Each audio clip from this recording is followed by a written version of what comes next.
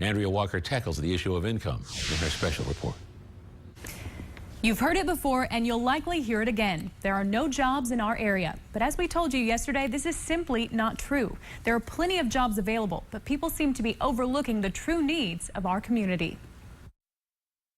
Politicians often push the importance of higher education, but for skilled workers, there's another path to the American dream. Not long ago, I heard a news report that said our legislature wants to increase college graduation rates in Kentucky by 12%. There's nothing said about technical school. So the mindset always seems to go to a four-year college. And I'm very proud of our four-year colleges in Kentucky, but I'm also very proud of our technical schools. And if you start looking at the needs in our communities, the needs are for the trades. Unfortunately, society views career and technical training as an inferior alternative to a college education. Well, I grew up, you had to go to college to be successful, but I can show in particular manufacturing jobs that you can start out at $45,000, $50,000 right out of high school as long as you have the particular training. The stigma comes from thinking that it's a poor paying or unsatisfying vocation.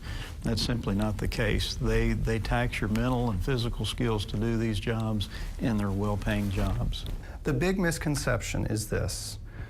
People still think that factory work is the same that it was when my great-grandfather was the superintendent of the Princeton hosiery mill. When we hear industry, we think of the 3 Ds, dark, dirty, and dangerous. And I'm telling you that that is not the case. Another misconception is you can't make good money with a technical degree. And quite honestly, those folks that have the 2-year degrees are making really, really good money. And a living wage is what we're all talking about when we talk about United Way of Southern Kentucky getting together and providing not only the education, but the safety net and the opportunity to provide for one's family. For college graduates, finding a job can be a difficult and humbling process. But for trade school graduates, it's not really a problem because they're always in high demand. Ancient Russian literature, how many ancient Russian literature majors do I need and where can you get that job?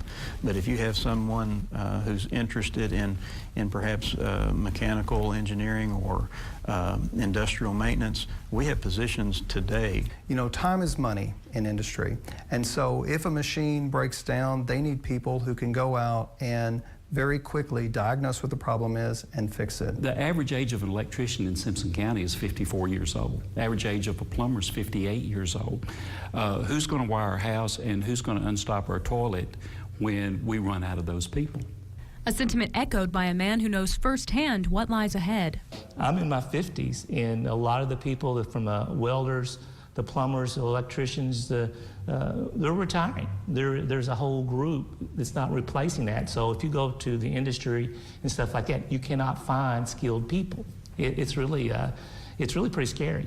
So what is United Way's goal in promoting post-secondary education? I think the desire is to have as many people working and living the kind of life that you want to have lived in your community. And ultimately the goal is when people graduate and go to technical school or to a university, that they will then come back to this community to live, to work, to raise their family.